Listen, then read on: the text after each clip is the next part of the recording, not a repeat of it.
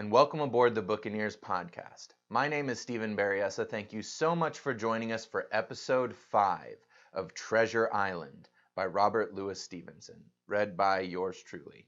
If you're just now joining us, click the link above for the previous videos. Otherwise, enjoy. Damn your eyes, heave-ho! 15 men on a dead man's chest. Yo-ho-ho, and a bottle of rum. Drink and the devil had done for the rest. Yo-ho-ho, and a bottle of rum.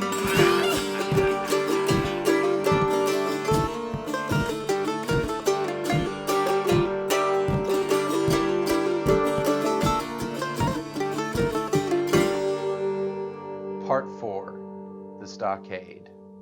Chapter 16. Narrative continued by the Doctor. How the ship was abandoned.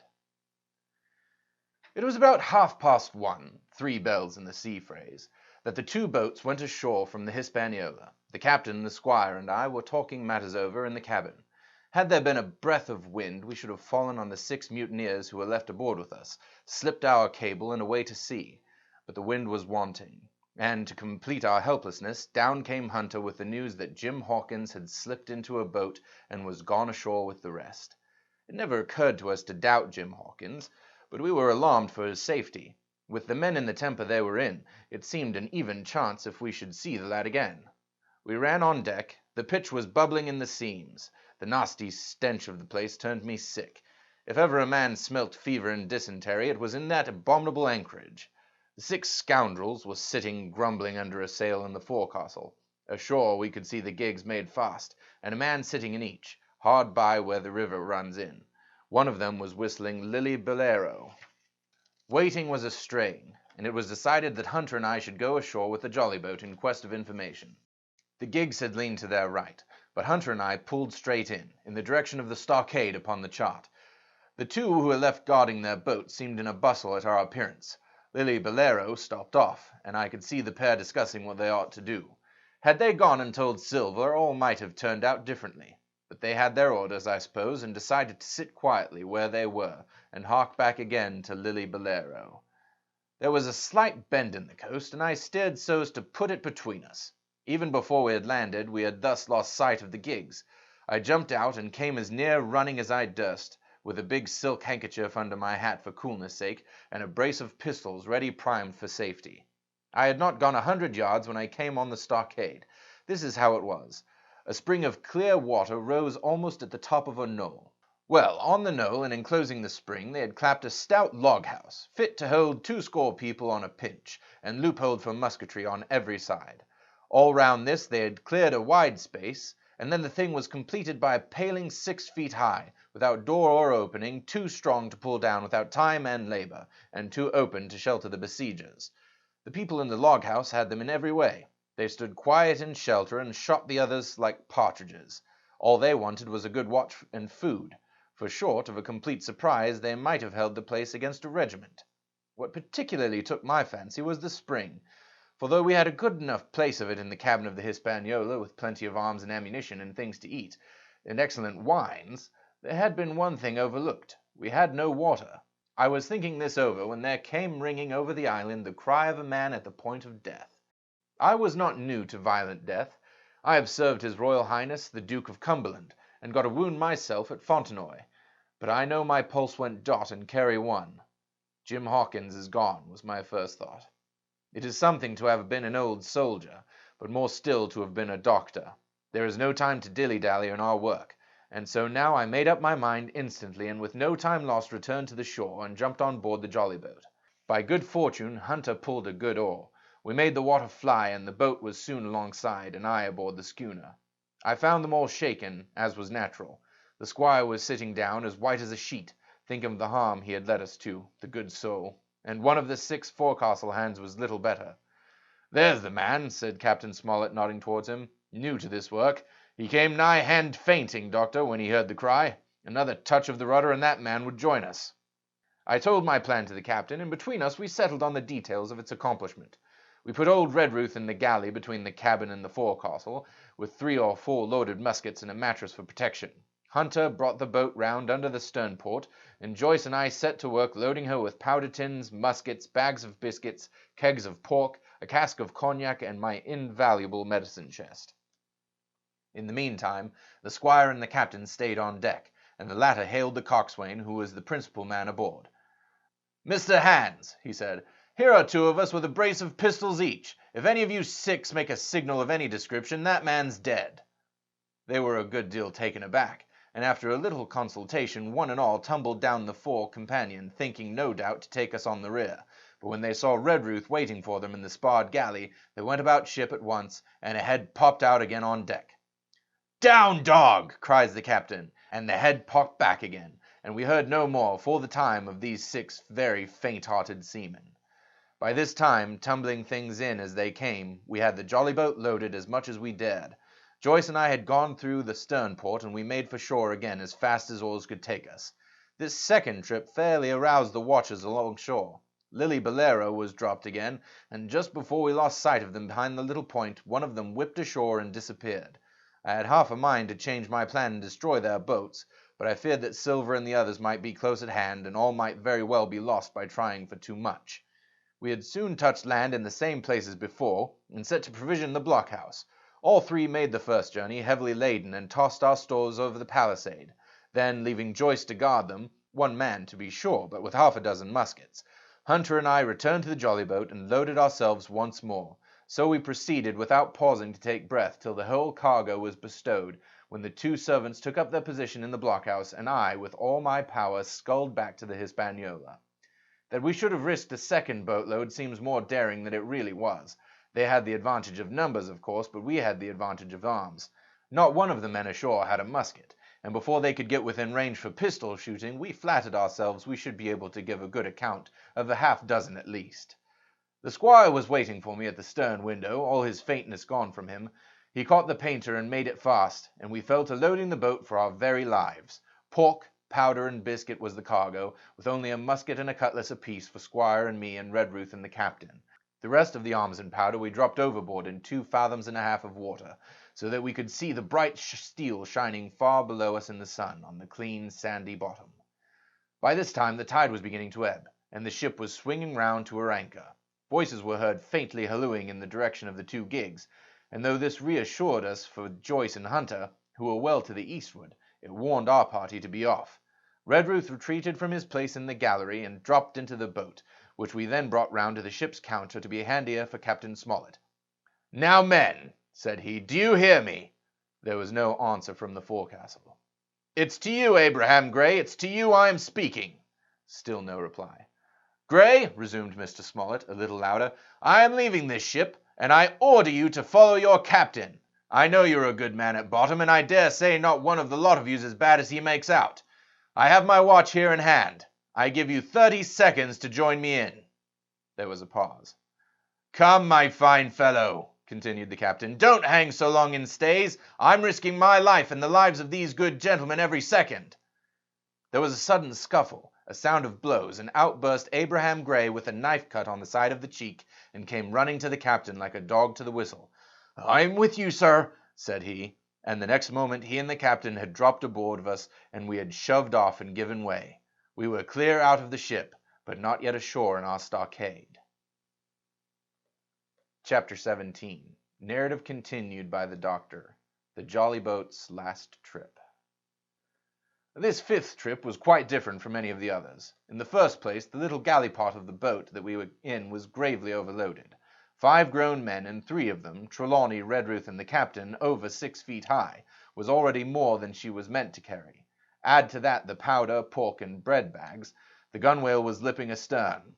Several times we shipped little water, and my breeches and the tail of my coat were all soaking wet before we had gone 100 yards. The captain made us trim the boat, and we got her to lie a little more evenly. All the same, we were afraid to breathe. In the second place, the ebb was now making a strong rippling current running westward through the basin, and then southward and seaward down the straits by which we had entered in the morning. Even the ripples were a danger to our overloaded craft, but the worst of it was that we were swept out of our true course and away from our proper landing place, behind the point. If we let the current have its way, we should come ashore beside the gigs, where the pirates might appear at any moment. I cannot keep her head for the stockade, sir, said I to the captain. I was steering while he and Redruth, 2 fresh men, were at the oars. The tide keeps washing her down. Could you pull a little stronger? Not without swamping the boat, said he. You must bear up, sir, if you please. Bear up until you see you're gaining. I tried, and found by experiment that the tide kept sweeping us westward until I had laid her head due east, or just about right angles to the way we ought to go. We'll never get ashore at this rate, said I. If it's the only course that we can lie, sir, we must even lie it, returned the captain. We must keep upstream. You see, sir, he went on, if once we drop to leeward of the landing place, it's hard to say where we should get ashore, besides the chance of being boarded by the gigs, whereas the way we go the current must slacken, and then we can dodge back along the shore. The current's less already, sir, said the man Gray, who was sitting in the foresheets. You can ease her off a bit. Thank you, my man, said I, quite as if nothing had happened, for we had all quietly made up our minds to treat him like one of ourselves. Suddenly the captain spoke up again, and I thought his voice was a little changed. The gun, said he. I have thought of that, said I, for I made sure he was thinking of a bombardment of the fort. They could never get the gun ashore, and if they did, they could never haul it through the woods. Look astern, doctor, replied the captain. We had entirely forgotten the long 9, and there, to our horror, were the 5 rogues busy about her, getting off her jacket, as they called the stout tarpaulin cover under which she sailed. Not only that, but it flashed into my mind at the same moment that the round shot and the powder for the gun had been left behind, and a stroke with an axe could put it all into the possession of the evil ones aboard. Israel was Flint's gunner, said Gray hoarsely. At any rate, we put the boat's head direct for the landing place.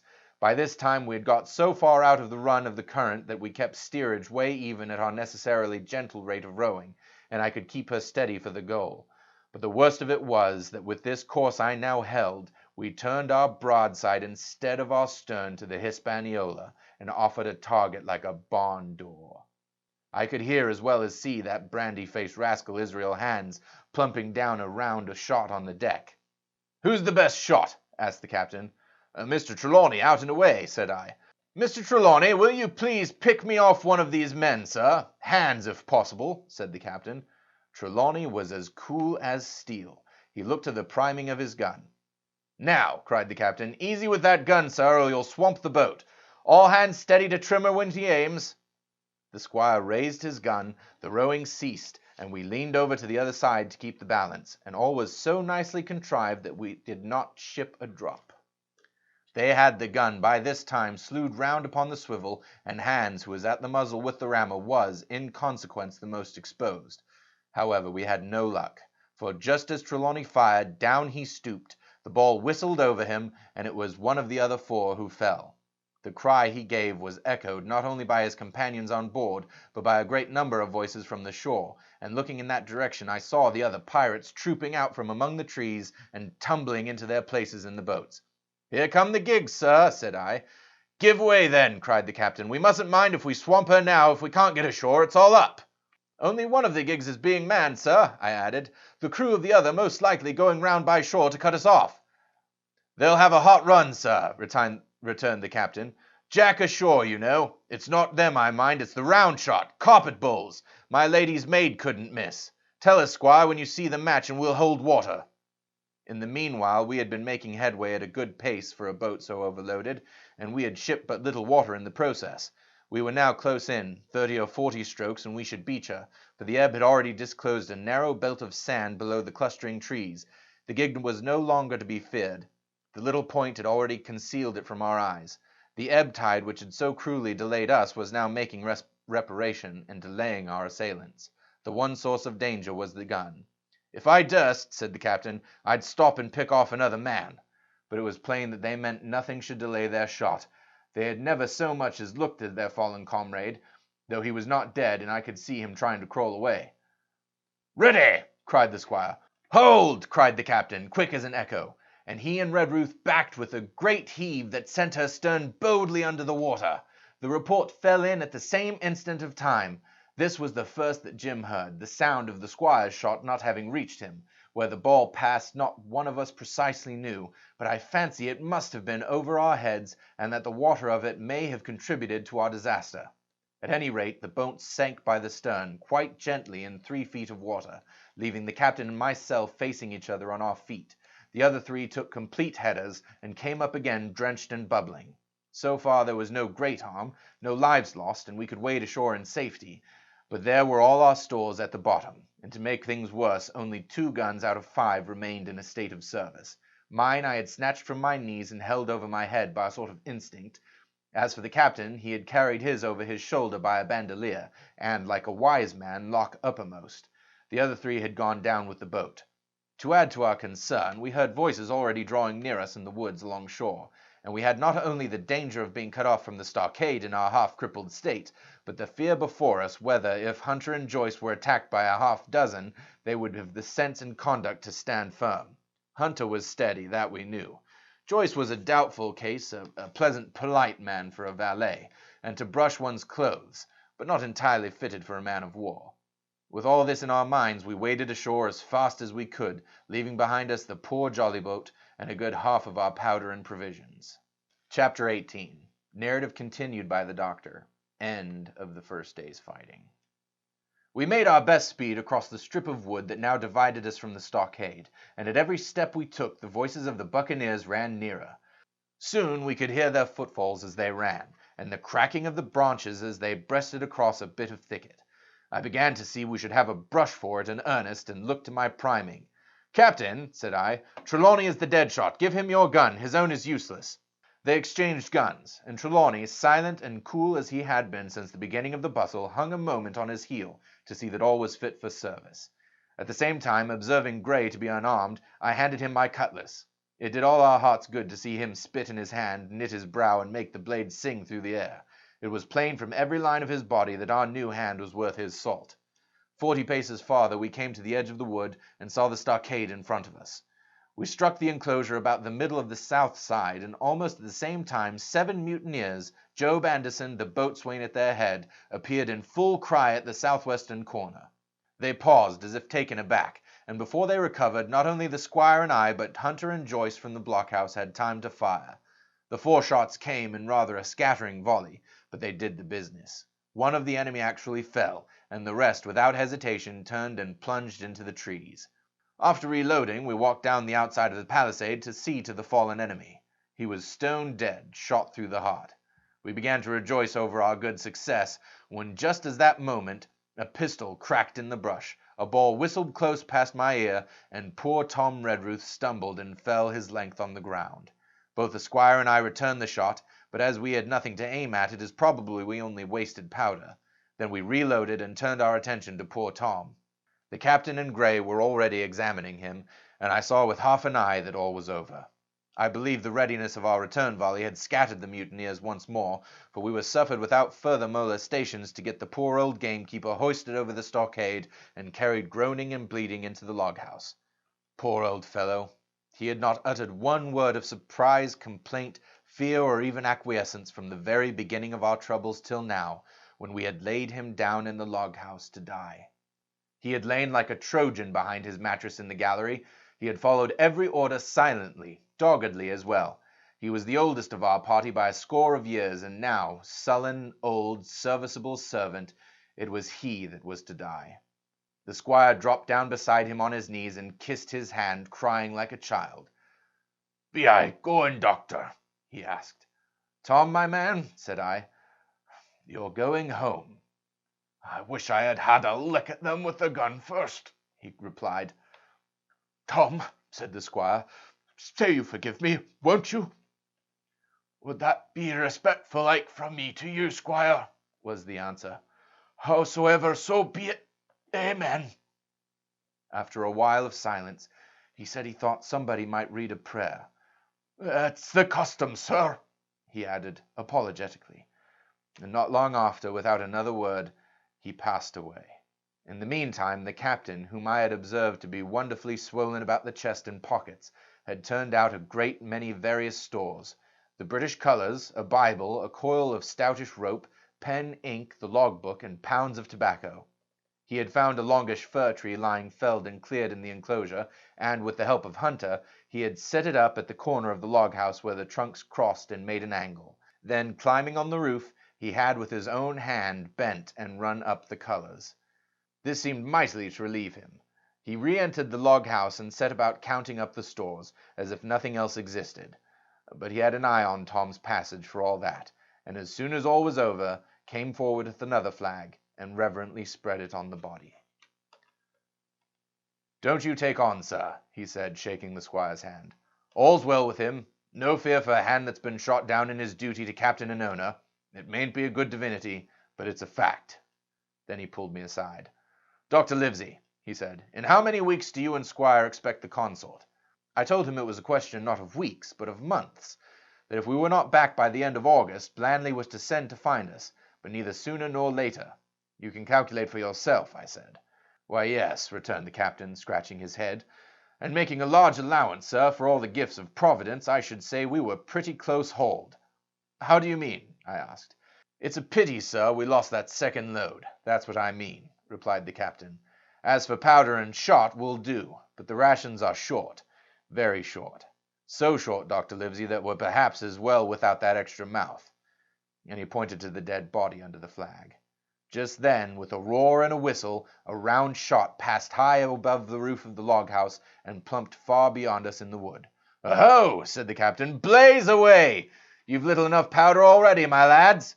At the second trial the aim was better, and the ball descended inside the stockade, scattering a cloud of sand, but doing no further damage. "Captain," said the squire, "the house is quite invisible from the ship. It must be the flag they're aiming at. Would it not be wiser to take it in?"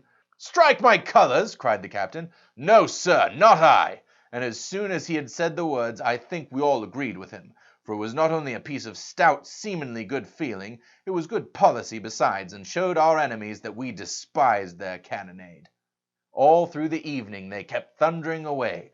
Ball after ball flew over or fell short or kicked up the sand in the enclosure, but they had to fire so high that the shot fell dead and buried itself in the soft sand. We had no ricochet to fear, and though one popped in through the roof of the log house and out again through the floor, we soon got used to that sort of horseplay and minded it no more than cricket. "There is one good thing about all this," observed the captain.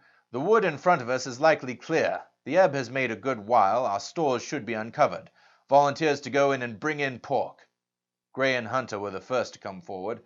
Well armed, they stole out of the blockade, but it proved a useless mission. The mutineers were bolder than we fancied, or they put more trust in Israel's gunnery, for 4 or 5 of them were busy carrying off our stores, wading out with them to one of the gigs that lay close by, pulling an oar or so to hold her steady against the current. Silver was in the stern sheets in command, and every man of them was now provided with a musket from some secret magazine of their own. The captain sat down to his log, and here is the beginning of the entry. "Alexander Smollett, master. David Livesey, ship's doctor. Abraham Gray, carpenter's mate. John Trelawney, owner. John Hunter and Richard Joyce, owner's servants, landsmen, being all that is left faithful to the ship's company, with stores for 10 days at short rations, came ashore this day and flew the British colors on the log house in Treasure Island. Thomas Redruth, owner's servant, landsman, shot by the mutineers. James Hawkins, cabin boy." And at the same time I was wondering over poor Jim Hawkins' fate. A hail on the land side. "Somebody's hailing us," said Hunter, who was on guard. "Doctor! Squire! Captain! Hello, Hunter, is that you?" came the cries, and I ran to the door in time to see Jim Hawkins, safe and sound, come climbing over the stockade. Thanks again for joining us. If you liked what you heard, please hit the buttons below, give us a like and a subscribe, and hit that bell icon so you get notified whenever we drop a new video. You can follow the links to find us on Facebook, Instagram, and Twitter. Please share us with your friends and family, and join us next time for the next episode of the Buccaneers podcast.